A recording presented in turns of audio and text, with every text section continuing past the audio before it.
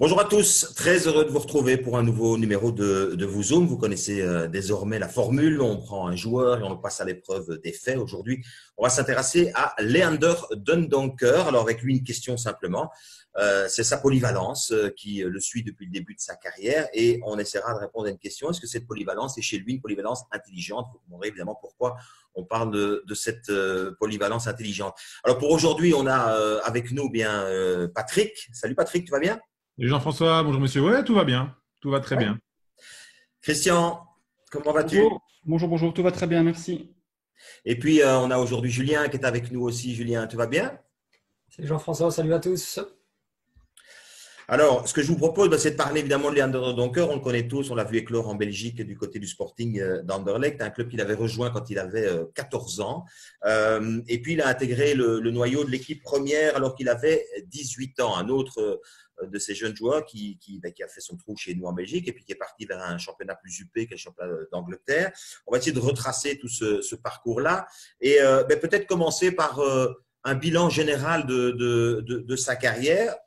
Il a 25 ans aujourd'hui, un certain nombre de matchs au compteur. On peut dire que c'est un joueur qui est confirmé aujourd'hui. Bien installé avec deux titres de champion de Belgique aussi au palmarès, deux supercoupes.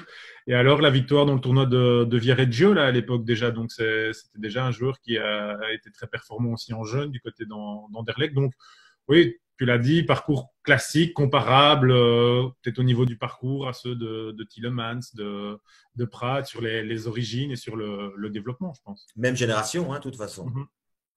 Justement, Pat parle de cette victoire au Viareggio. C'est peut-être pas le joueur le plus connu de ce groupe-là, vu qu'il était entouré notamment de Tielemans et Moussonda. Donc ça a toujours été, malgré tout, un joueur assez discret, mais qui fait des résultats. Cette discrétion, je pense qu'on va en reparler tout au cours, évidemment, de sa carrière, parce que c'est ce qui fait de lui, sans doute, ce joueur fiable, modèle, un petit peu, qu'on retrouve et que les entraîneurs ont l'air d'apprécier. En tout cas, bon, sa carrière démarre donc véritablement lors de la saison 2014-2015. Il a déjà eu une carrière, enfin, une année dans le Noyau Pro où il n'a quasiment pas joué au départ. Et puis, il y a 4 saisons qui vont se suivre, Christian, où on va voir que son temps de jeu va progresser. Mais j'ai envie d'insister sur aussi cette polyvalence déjà qu'on voit poindre tout au début lors de son apparition dans l'équipe première, qui va aller en grandissant au fur et à mesure des matchs au Sporting Anderlecht. Oui, en effet. Donc, lors de la saison 2014-2015, il participe à 24 matchs et il a déjà 2 matchs, comme vous pouvez le voir, comme défenseur central, probablement pour dépanner un blessé ou un suspendu à ce moment-là. Et ça progresse saison après saison et on se rend compte que lors de la saison 2017-2018 sous Hein van Azebroek, il joue plus que la moitié des matchs comme défenseur central. Donc, il y a vraiment une progression linéaire de 2014 vers 2018 du poste de milieu central vers défenseur central. C'est Besnikazi qui le lance en 2015. Il commence dans cette saison 2014-2015, là tout en haut, plutôt à s'imposer à partir du mois de décembre 2014, janvier 2015. Et c'est suite à une blessure de Denis Praet, en fait, qui va pousser Azi à inverser son triangle dans le milieu de terrain, à faire jouer Defour et Tielemans plus haut. Et donc, dans ces cas-là, il a besoin d'un joueur plus défensif, plus 6. Et là, il commence à installer Dundonker dans son équipe. Donc voilà, pour lancer vraiment sa carrière au tout haut niveau, il profite d'une blessure, il profite d'un changement de système. Et on verra peut-être que, voilà, au niveau des changements de système, c'est peut-être aussi une donnée récurrente dans sa carrière, qu'il joue et s'installe selon certains systèmes et dans d'autres cas moins. Oui, dans cette progression au Sporting d'Anderlecht, je pense que l'avant-dernière saison, il a déjà des velléités de départ à ce moment-là, déjà quelques envies de partir à l'étranger. C'est sa saison la plus pleine, en fait, la 3e au nombre de matchs en tout cas joués. Oui, il a 57 matchs, 57 participations.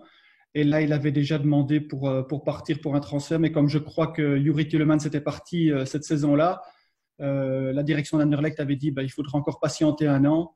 Et on le voit même parce qu'il n'était pas très, très, très content au mercato d'hiver quand Van Azebroek était là, parce qu'on voyait que ses agents tournaient autour pour essayer de le placer à l'étranger. Et là, c'était toujours un refus, surtout qu'à ce moment-là, il y a eu le rachat du club par Mark Cook. Et donc, il y avait beaucoup d'événements qui l'empêchaient de pouvoir aller plus vite.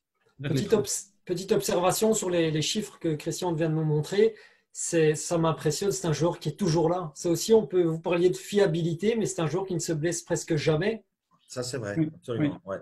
Ouais, ouais, ouais, ouais. Par contre, Julien, tu faisais référence tout à l'heure au fait que c'est cette fameuse génération un peu dorée finalement du Sporting d'Anderlecht où on a Tielemans, on a Prat et on a celui-ci qui, dans son profil, est plus discret. On l'attendait peut-être moins. Voilà, c'est un autre profil en tout cas. Et ce qui est marrant, c'est que dans son cursus de formation, on l'a très vite comparé à peut-être un des joueurs les plus fiables aussi du championnat espagnol et du football espagnol, qui est Sergio Busquets. Oui, moi j'ai un peu essayé de réfléchir. Je trouve qu'ils sont. Je sais pas, quel est votre point de vue, vous, parce que vous parliez en effet que physiquement, c'est vrai qu'ils ont quand même comme ça un aspect assez identique. En tout cas, quand je les vois en photo comme ça, je trouve qu'ils ont déjà, alors là, même dans l'attitude, à la limite, des airs de ressemblance un petit peu. Après, je pense que c'est quand même très élogieux pour De Doncker d'être comparé. Il faut avouer quand même que dans le bagage technique, je pense que Busquets, c'est quand même, c'est pas pour rien qu'il joue à Barcelone. La vista, le passing, et pour mettre en exergue ça, suffit de voir les 37 assists quand même délivrés par Busquets. Alors, De Doncker est certainement un joueur très intelligent dans son positionnement, etc. Mais c'est pas forcément les mêmes caractéristiques malgré tout que Busquets. Et la comparaison vient aussi peut-être de Don Donker lui-même qui, dans sa montée en puissance anderlechtoise, quand il a commencé à faire ses premières interviews en presse écrite, a dit « Moi, mon modèle dans le jeu, c'est Busquets. D'ailleurs, je dois être plus dur et roublard comme lui. » Et j'ai même retrouvé une phrase où il dit voilà, je dois m'inspirer et être un salopard comme Busquets pour savoir faire les bonnes fautes aussi au bon moment, pour durcir mon jeu. » Et un autre joueur qu'il prend en exemple dans la même interview, c'est un certain Timmy Simons à l'époque. Donc voilà, c'est vrai que quand on y réfléchit, le profil est comparable entre Don Donker et Simons. Busquets, voilà, il faudra en tout cas de faire certains paliers. En termes de chiffres, Busquets, c'est 90% de passes réussies, même lors de la dernière rencontre du Barça à Naples. Alors, De Doncker a un bon pourcentage aussi, sur ce que j'ai vu en tout cas sur la moyenne en Première Ligue. Il atteint des 80-85%, mais c'est un joueur qui joue essentiellement dans sa partie de terrain, là où peut-être Busquets de temps en temps participe un petit peu plus au jeu. Maintenant, il faut savoir quels sont les critères véritables de la position de 6. Et si on coche, je ne sais pas, l'intelligence, la simplicité, le volume de jeu, la puissance dans les duels, le service à l'équipe, la sobriété, récupérateur, relanceur, mais tout ça, il sait faire. Donc, finalement, si c'est que cocher des cases, il est dans les cases. Ouais, Christian aurait peut-être envie de rajouter quelque chose parce que dans les profils de 6, il y a toutes les qualités qu'on retrouve, que tu viens de décrire, Julien, mais il y a aussi, et là on parle vraiment du top niveau, Christian, il y a aussi cette petite chose en plus et qu'on voyait apparaître dans le tableau qui sont les assists. Oui, je pense qu'il y a les joueurs de haut niveau et les joueurs de très très haut niveau. C'est les joueurs qui, en plus, en ayant toutes ces facultés défensives et toutes ces compétences, comme Julien l'expliquait, de pouvoir participer à l'aspect offensif du jeu. Et on sait que c'est très important. Maintenant, on sent bien que aussi les joueurs à ce poste-là sont dépendants du système tactique et de l'animation offensive et défensive. Si on demande à un 6 de participer et de faire la supériorité numérique dans l'échelon suivant, il est vrai que probablement Busquets aura plus de facilité que Don Donker, qui est un joueur qui va plutôt être prudent et qui va rester plus dans sa zone et apporter moins sur l'aspect offensif. Et ça se voit à 4 à 6 sur toute une carrière. Ça paraît quand même un peu pour le haut niveau. J'ai réfléchi vraiment. Je trouve difficilement un comparatif à De Donker dans le football mondial. Pour moi, la référence, c'est Thiago Alcantara, par exemple, incomparable. Busquets, difficile à comparer. Pogba, je me souviens l'avoir vu à 16 ans faire une transversale du pied gauche précise de 35 mètres, une transversale du pied droit précise de 35 mètres. Je ne pense pas que ça soit dans le bagage technique de Donker, par exemple. Mais on arrive peut-être justement à la question du coup, à laquelle je ne sais pas si on arrivera à répondre à la fin, mais est-ce qu'il est 6 ? Est-ce que son avenir n'est pas plutôt en défense centrale du coup ? Et là, Jean-François, moi je me souviens de toi qui expliquait aussi peut-être qu'un Jan Vertonghen au début de sa carrière avait le même dilemme, où lui avait peut-être le moteur pour jouer 6, pour jouer dans le milieu de terrain, et a préféré quand même à un moment s'installer plutôt dans les défenses, soit centrales, soit à l'arrière-gauche. On se rappelle qu'un Vincent Kompany, aussi à un moment à sa première City, il a joué milieu def et puis il recule dans le jeu. Hambourg aussi. Ouais. Milieu défensif à Hambourg aussi, et aussi pas très productif. Ouais, tous les milieux de terrain un peu athlétiques, en fait, la question se pose à un moment donné. c'est pour le petit clin d'œil, mais Timmy Simons, dont il parlait tout à l'heure, a aussi été Oui, bien confronté sûr. à cette polyvalence durant toute sa carrière. Mais il y a en tout cas quelque chose que je retiens et que vous avez déjà mis en lumière dans ce qu'on a dit sur lui, c'est d'une part la fiabilité, je trouve ça très intéressant par rapport à ses prestations au Sporting d'Anderlecht, et d'autre part, ce que Julien et Patrick ont déjà évoqué, c'est cette relative prudence dans son jeu. Il apparaît comme un joueur extrêmement rigoureux, travailleur, sobre. Voilà, je pense que ça, c'est le mot qui lui va le mieux. Bon, si on continue son petit parcours, il y a eu cette petite comparaison qui était un clin d'œil aussi, mais le fait de le comparer à Busquets, bien évidemment, parce que tous les formateurs qui ont travaillé avec lui au Sporting d'Anderlecht l'ont comparé à Busquets. Et ses équipiers l'appelaient Busquets. Ses équipiers l'appelaient Busquets. Ça, c'est le petit clin d'œil qu'on a quand on est dans une équipe. Il y en a d'autres qui se font appeler Messi, pour autant ils ne sont pas Messi. Donc, bon, après le Sporting d'Anderlecht, il va signer à Wolverhampton. Il a un gros désir à ce moment-là de quitter le Sporting d'Anderlecht et d'aller dans un championnat plus huppé. Alors, Wolverhampton est un club très particulier où son adaptation sera assez longue. Il faut peut-être expliquer pourquoi c'est un club particulier, Wolverhampton, dans le paysage du football anglais. Parce que c'est le club d'un agent, on va le dire avec de gros raccourcis, mais c'est ça. Quand l'été où Dundonker arrive à Wolverhampton, 11 transferts entrants, 2 sortants. Donc, on renforce à fond le noyau. Il y a des défenseurs centraux qui arrivent. Il y a Moutinho qui arrive dans le milieu de terrain. Il y a Bolly qui arrive donc en défense centrale. Donc, voilà, pour se faire sa place, même si c'est une année post-Coupe du Monde où Dundonker a joué ses 90 minutes dans le 3e match là, contre l'Angleterre comme défenseur central, même s'il est belge et que voilà, il y a la hype belge en Angleterre, il faut aller se faire de la place avec en plus un entraîneur qui change très très peu son équipe. Il aligne d'ailleurs Nuno Espirito Santo le même 11 de base sur les 9 premières rencontres de la saison. C'est tout le temps le même 11 de base. Donc, pas facile de s'imposer pour Dundonker. Donc, année 2018-2019 en chiffres maintenant. Et on a très clairement, en tout cas, une très longue période d'adaptation, Christian, au début. Oui, on le voit ici sur le dessus de la timeline. Donc, la première journée en Première Ligue se déroule le 11 août. Et entre le 11 août et le 5 décembre, il ne joue pas une minute. Et là, il a sa première montée au jeu contre Chelsea avec une victoire. Donc ça, c'est sa première apparition. Puis un peu plus tard, il doit encore patienter parce que le match suivant, il est sur le banc et il ne monte pas. Et le 29 du 12, il va jouer sa première titularisation à Tottenham où c'est à nouveau une victoire. Et puis, il reste titulaire jusqu'à la fin de la saison au poste de milieu central avec 2 événements importants. Le 2 février, il marque son premier but contre Everton en Première Ligue. Et alors, le 4 mai, il marque l'unique but et le but de la victoire contre Fulham avec Wolverhampton. Donc, une saison en 2 parties, très effacée la première partie et puis après, complètement titulaire. Et comme disait Patrick, rentrer dans l'équipe de Wolverhampton où il utilise tout le temps les mêmes joueurs, c'est pas facile. Par contre, quand on y est, c'est plus facile d'y rester puisqu'il fait confiance à ses titulaires qui sont en place. La question d'adaptation, en tout cas, est vraiment une histoire de sa vie, vu qu'il débarque à Anderlecht après l'âge de 14 ans. Il vient de Roulers. Roulers, a priori, quand vous jouez là-bas, c'est vers Bruges que vous allez. D'ailleurs, son petit frère, qui est un des grands futurs talents du football belge, un défenseur, lui, a opté pour aller à Bruges.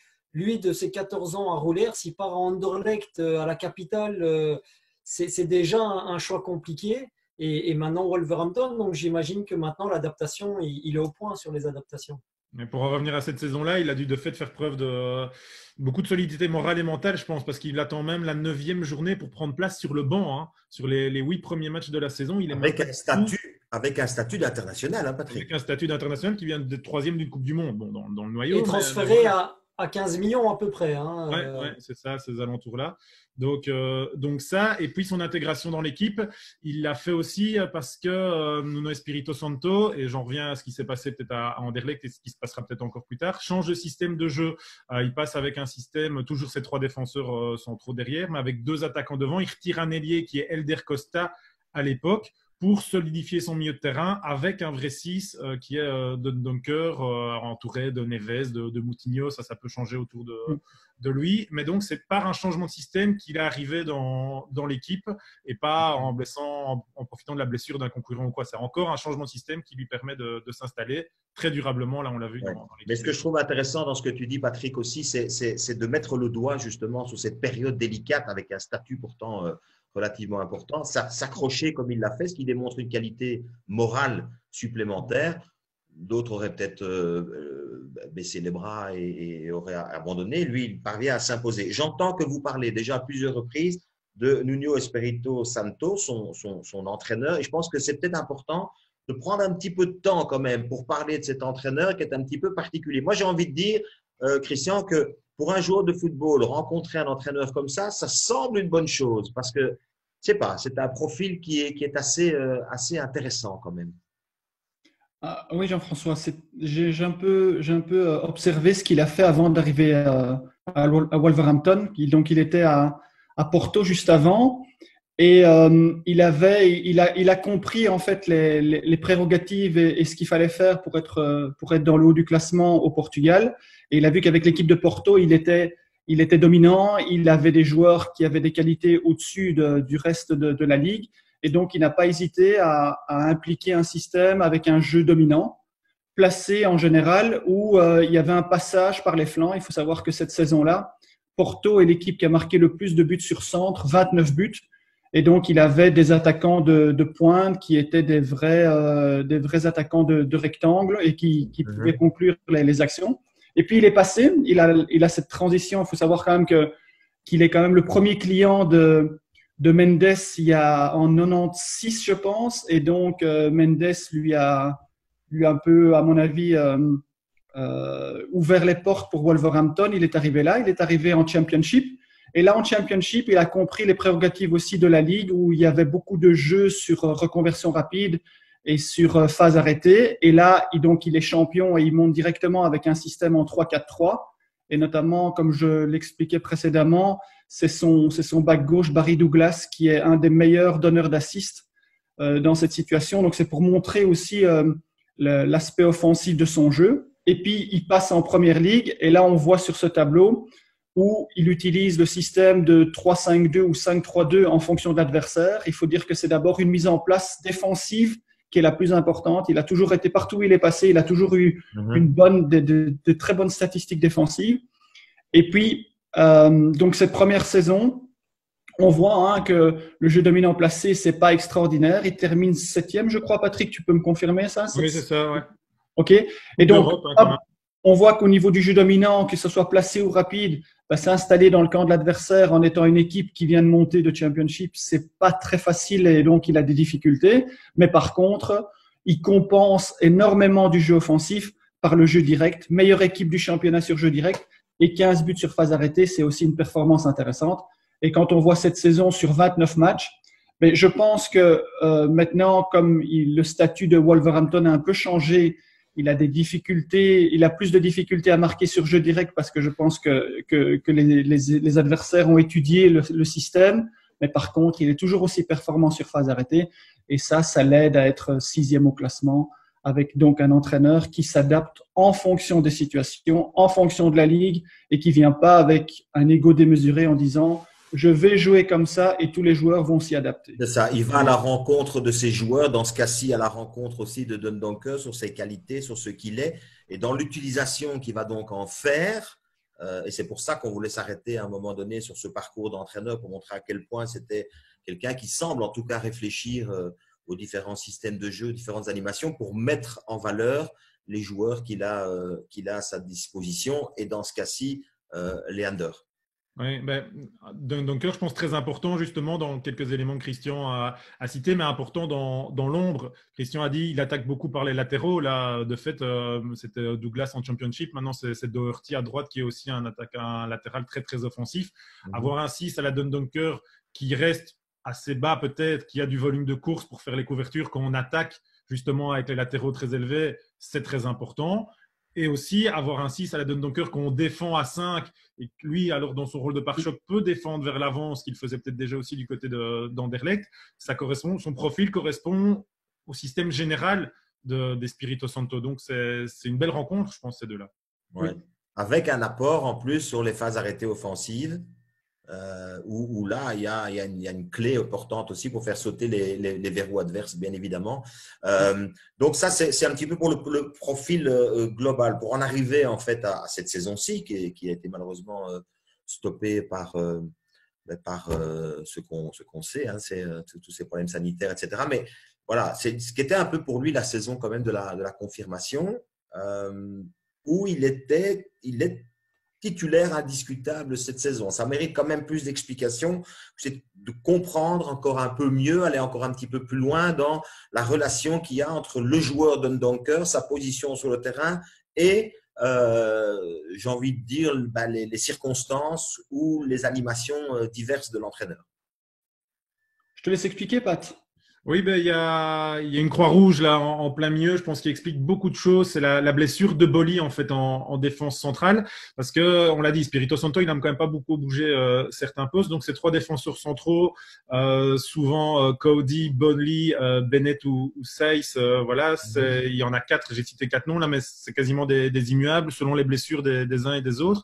Mais quand Bolly se blesse, Dundonker, qui a joué, on le voit sur l'infographie, les 10 premiers matchs comme milieu central, va être amené à dépanner en défense centrale. Et ça, c'est important, d'autant plus que dans le même temps, il va changer de système parce qu'il y a un joueur qui va complètement exploser, c'est Adama Traoré, l'armoire à glace dribbleuse de Wolverhampton. Et donc, là où je vous expliquais tantôt qu'il avait retiré un ailier pour mettre Dundonker au début de carrière à Wolverhampton de Dundonker, là, le fait qu'il va réintroduire un ailier performant comme Adama Traoré, qui va marquer des buts, donner des assists et faire souffrir beaucoup de défenseurs, va peut-être mettre un petit peu en balance la place de Dundonker dans le milieu parce qu'il y a une place en moins dans le milieu dans ce 3-4-3. Et donc, Dundonker va plutôt se retrouver, et selon les circonstances avec la blessure de Bolly, et aussi parce qu'il peut amener des choses à ce poste-là, plutôt comme défenseur central, il va avoir moins d'opportunités, en tout cas, au milieu de terrain. Je pense que voilà, on est un peu dans quelque chose d'hybride et dont on allait peut-être avoir la confirmation, mais justement dans cette fin de saison qui est arrêtée, parce que là, Bolly allait revenir et on allait voir si les choix de Spirito Santo allaient se porter vers le concurrent. C'est un peu spécial d'avoir un concurrent ailier droit quand vous appelez Dundonker, mais c'est un peu le principe quand même de ce qu'on appelle. Oui, Christian, je voudrais que tu reviennes quand même juste une minute sur le tableau qu'on avait ici ensemble. D'abord parce qu'il y a des gens qui sont chez eux, qui sont très observateurs. Donc, je voudrais quand même reparler d'un chiffre. C'est le chiffre des matchs joués, des titularisations. Voilà, si ceux qui ont observé 16 matchs comme milieu et 12 matchs comme défenseur, ça fait 28 matchs. Or, on met 29 à côté. Il faut savoir qu'il y a un match où il a joué 1 minute. Donc, on ne l'a pas compté. Mais ça, c'est pour ceux qui observent les chiffres et qui les regardent de près. On n'a pas fait d'erreur. Ce sont bien les bons chiffres. Mais la minute de jeu jouée dans le 29e match, on l'a pas calculé. Et puis, ce qui est important, c'est de revenir sur le fait que donc, il l'utilise à la fois, si j'ai bien compris, si je vous suis, il l'utilise à la fois pour jouer en défense centrale quand il faut dépanner, mais ça va plus loin que ça. Il ne se contente pas de dire je le mets dans la défense pour dépanner, il le met, mais en modifiant son système de jeu. C'est bien comme ça qu'il faut le comprendre. Oui, c'est exact. Donc, généralement, quand il le fait reculer, alors en fonction des matchs, comme je l'expliquais précédemment, soit il joue avec 5 défenseurs dans l'échelon défensif, soit avec 3 ou en animation en passant de la défense à l'attaque en faisant jouer plus haut les défenseurs latéraux. Mais quand le système de base, le système de départ, quand il est défenseur central, il y a Nuno Espirito Santo passe en 3-4-3. Donc, comme l'expliquait Pat, il préfère enlever un milieu central plutôt que… Résume un petit peu, dans un football plus dominant, il va plutôt l'aimer dans sa ligne défensive. Dans un football plus défensif, il va plutôt l'utiliser dans son milieu de terrain. C'est ça? Voilà, c'est ça. Et on le voit dans les résultats offensifs parce que, comme disait Pat, Traoré est l'un des meilleurs donneurs d'assists cette saison et on passe 2 fois plus par le flanc droit que par le flanc gauche dans cette équipe. Ok. Donc, Julien, quand tu cherchais à le comparer tout à l'heure, il faut déjà le comparer avec des joueurs qui ont ce profil-là, donc pouvant jouer dans la ligne médiane dans la ligne défensive, ce qui n'est pas du tout le cas d'un joueur comme Alcantara, par exemple, quand tu faisais la petite ce qui en fait vraiment un joueur, c'est un cadeau pour un coach, hein, finalement, de Donker, alors avec les qualités qu'il a, mais il peut jouer sur 2 positions. C'est quelqu'un qui est fiable. Encore une fois, sur les chiffres que Christian vient de montrer, il a presque 100% de temps de jeu, ou vraiment, il est tout le temps là, il est présent, il est à disposition. Il faut savoir que quand il est milieu de terrain, et tu faisais allusion tout à l'heure, c'est vraiment milieu de terrain, travailleur défensif. Je récupère et je donne à celui qui est à côté de moi. Dans ses stats individuelles, quand il joue milieu de terrain, c'est 7 passes seulement sur 33 environ par match vers l'avant. Donc, ce n'est pas un constructeur, hein. Leander, c'est un travailleur, c'est tout ce qu'il la comparaison avec Timmy Simons que vous aviez fait tout au début. Oui, mais voilà. Mais c'est là, en fait. Hein. Mais 7 passes vers l'avant pour un milieu de terrain, c'est rien, quoi. Timmy Simons, ce n'était pas des passes latérales, c'était des passes en retrait. Je pense, non? Oui, mais enfin, ça reste des joueurs hyper fiables, des gens sur lesquels les entraîneurs s'appuient constamment. Mais, oui. Parce que j'ai vu évidemment l'offre, et vous l'avez certainement vu aussi, en tout cas on annonce une offre de la Lazio. Je me demande juste si pour le top 15, top 20 mondial, est-ce que ce sont des joueurs qui ont une place, je pense, dans le groupe élargi, mais est-ce que vraiment dans le 11 de base, est-ce que c'est un premier choix dans un top 20 européen? Ça, c'est ma question. De toute façon, il est bien où il est là. Enfin, je veux dire, quand on est 6e de première ligue et qu'on est titulaire incontestable, il n'y a aucune raison de changer, puisque l'entraîneur, en fait, a des systèmes différents dans lesquels il s'imbrigue à chaque moment, que ce soit derrière, au milieu, en 3-4-3, en 5-3-2, en 3-5-2. Enfin, pour le joueur, je pense qu'il y a une complicité avec l'entraîneur et il n'y a aucune raison de bouger. Oui, et puis on revient à des mots-clés qui nous a suivis tout au long de l'émission, c'est polyvalence. Hein. Voilà, pouvoir jouer dans les 2 postes, c'est extraordinaire. Très polyvalence, c'est vraiment aussi rentable mieux que derrière, finalement. Voilà, au fur et à mesure de la discussion, moi, il me fait penser aussi à Rodri de Manchester City, qui lui est vraiment identifié comme le Busquets 2.0. Quand Guardiola a galéré défensivement, son Rodri, il l'a mis aussi à un moment en défense centrale. Fernandinho, il l'a mis en défense centrale. Et ils n'ont pas été non plus extraordinaires pour City non plus. Il faut savoir que Don Donker, j'ai trouvé une statistique qui le rapproche des meilleurs défenseurs centraux du monde, qui est peut-être à remettre complètement dans un contexte. Mais en Première Ligue, il fait partie du top 5 des joueurs qui gagnent le plus de duels aériens dans leur surface.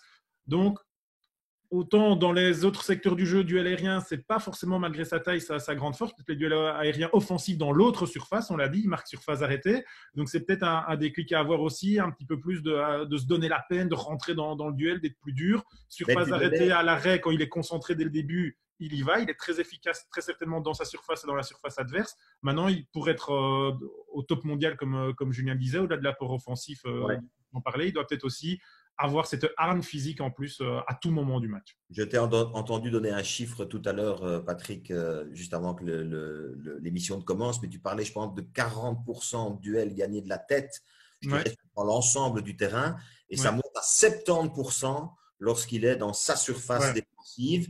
68% exactement, ce qui est la même stat qu'un Virgil van Dijk dans la surface.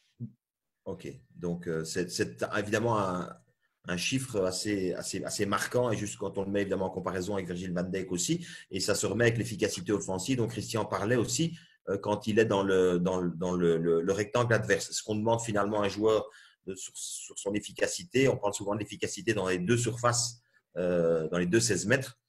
Là, en tout cas, il répond présent. Mais c'est un box et box, lui, pas un box-to-box. Oui, c'est ça. Bon, pour aller vers la fin de cette émission, mais on va évidemment parler aussi de Leander en tant que Diable Rouge, puisqu'il va faire son trou chez les Diables alors qu'il termine au Sporting d'Anderlecht. Là aussi, on a le sentiment que son trou chez les Diables, il le fait justement grâce à cette polyvalence. C'est après la 4e saison du Sporting d'Anderlecht où finalement Hein van Hazenbroek l'a beaucoup utilisé comme défenseur central, et donc ça lui ouvre la porte des Diables. Oui, avec une aventure qui commence assez tôt en 2015 dans un match un peu particulier contre la France, là, le fameux match amical au Stade de France, ce 3-4. Où il monte à la 85e minute. Et là, Jean-François, tu te souvenais bien de l'évolution du score et la montée. 85e minute. Et en fait, la Belgique va prendre 2 buts dans les 6-7 dernières minutes et on va quasiment se faire remonter par la France. Mais ce que je trouve intéressant, c'est qu'il commence sa carrière chez les Diables Rouges sur une mauvaise note, j'ai envie de dire. C'est jamais agréable de monter au jeu et d'être dans une équipe qui va prendre 2 buts, surtout qu'il monte à ce moment-là comme médian récupérateur pour renforcer, on va dire, le secteur défensif pour la fin de match. Or, malgré ce coup dur et ce début un peu compliqué chez les Diables Rouges, il va quand même encore faire preuve après comment je vais dire, de stabilité. Donc, il va passer au-dessus, j'ai envie de dire, des événements négatifs. Oui, de nouveau, très certainement grâce à sa polyvalence. Je pense que voilà, chaque fois que Martinez justifie la sélection de Dendoncker, que ce soit pour la Coupe du Monde ou autre, c'est parce qu'on sait qu'il y a des défenseurs centraux qui sont blessés ou qui sont sujets à se blesser dans le noyau des Diables. Et que donc, voilà, se dire, OK, et j'ai un milieu de terrain défensif. Voilà, on sait bien que le nombre est limité à 23. Donc, avoir un joueur qui vaut pour 2, c'est pas mal d'avoir Dendoncker dans le noyau. Et je pense qu'il y a un aspect que nous ne connaissons peut-être pas parce qu'on ne le connaît pas, mais ça a l'air d'être quelqu'un d'intelligent. Et quelqu'un d'intelligent dans un groupe, on préfère toujours le prendre avec aussi, plutôt qu'un mec qui est prêt à créer des problèmes. C'est quelqu'un qui a quand même une très bonne image, jamais de tension dans la presse, j'ai jamais entendu quoi que ce soit à son sujet. Donc, c'est aussi, parfois, c'est le petit plus où on se dit, allez, on le prend dans les 23. Peut-être. Enfin, en tout cas, bon, Julien, tu as évoqué tout à l'heure l'intérêt d'un club italien éventuellement. Christian nous a dit qu'il était bien là où il était. Moi, je vais revenir peut-être au titre de cette émission, en tout cas celui que j'avais choisi. Quand on parle de Leander Donker, on a finalement plein de mots qui sont venus dans l'émission, mais on en a un qu'on peut retenir, c'est la fiabilité en tout cas de ce joueur. Sa polyvalence également, et j'avais donné comme titre polyvalence intelligente. Est-ce que ça résume bien le personnage qu'il représente?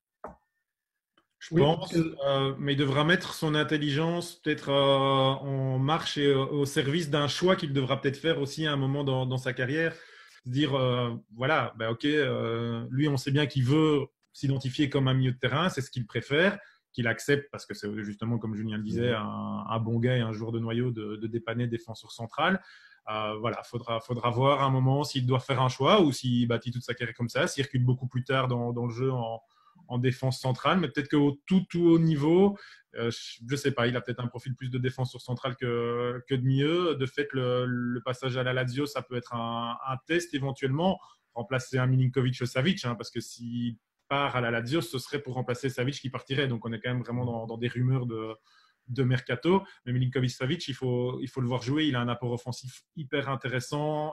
Il va dans les duels de la tête sur le genou de la Lazio. Il en gagne énormément pour profiter à Immobilier derrière. C'est très identifié comme ça dans le jeu de la Lazio. Donc voilà, Donker pour le moment ne coche pas les cases pour remplacer vraiment Milinkovic-Savic. Mais s'il va là-bas pour apprendre à le faire, avec un entraîneur qui lui apprend à le faire, c'est tout bonus pour lui aussi. Donc il a un âge charnière, un âge des défis. Rester à Wolverhampton, c'est un très beau défi aussi. Et de garder sa place dans ce club qui progresse en Angleterre, c'est très intéressant aussi. Donc, au final, sa situation n'est pas trop mauvaise, je pense. Non. Christian?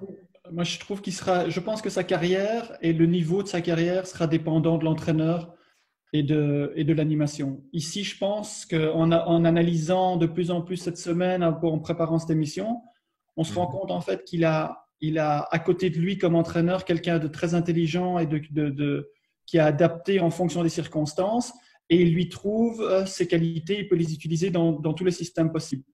Maintenant, je pense que s'il doit aller ailleurs et qu'on a des exigences par rapport au jeu offensif, en étant à un poste de milieu central, il aura des concurrents de haut niveau qui lui prendront la place. Et je pense quand même que même dans une équipe de très haut niveau comme défenseur central, peut-être qu'il aura le geste défensif parfait qui va manquer. Et donc, il est un peu entre les deux. Et il y a 10 ans ou il y a 15 ans, quand on était polyvalent, je ne sais pas si vous vous souvenez, on disait c'est chouette d'être polyvalent, mais quand tout le monde est là, on finit sur le banc. Or, ici, sa polyvalence fait que lui, en fait, il est tout le temps sur le terrain. Et donc, ça, ce sera quelque chose qu'il devra garder et en prendre conscience. Parce que si À l'époque de Van Azebroek, il n'était pas très content d'aller en défenseur central. Là, ça se sentait bien. Et ici, je pense qu'il est content de pouvoir être défenseur central pour pouvoir continuer à être titulaire. Ouais, notamment chez les Diables Rouges. Julien. Pour rebondir sur ce que Christian dit, je pense qu'en effet, autant il est précieux pour un coach, autant l'inverse est vrai aussi. Et donc, pour un coach, ça doit quand même être agréable de l'avoir à sa disposition. Maintenant, comme le dit Christian, est-ce que c'est dans son line-up ou bien c'est dans la rotation de l'effectif et de l'utiliser? C'est à lui maintenant de se rendre indispensable et donc de faire le bon choix, comme dit Pat.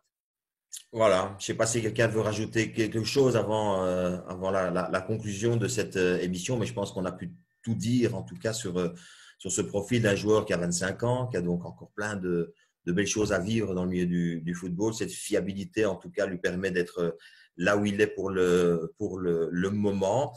Et donc, voilà, Leander, un joueur supplémentaire dans cette compétition anglaise qui fait son trou, on peut dire ça comme ça quand même.